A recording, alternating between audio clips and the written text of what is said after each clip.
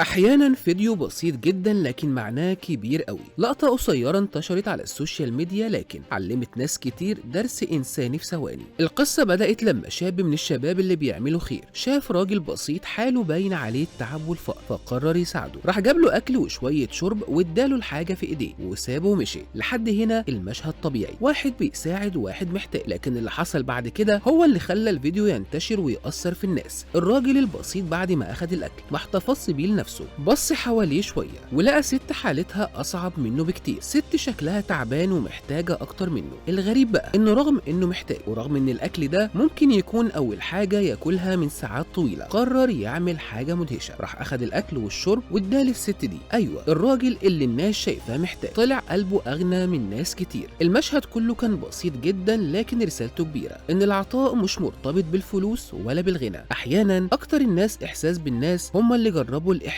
بنفسهم. علشان كده بنسمع الجملة دي، فاقد الشيء يعطيه. والفيديو ده خلى ناس كتير تسأل نفسها سؤال مهم، لو كنت مكانه كنت هتعمل زيه ولا كنت هتحتفظ بالأكل لنفسك؟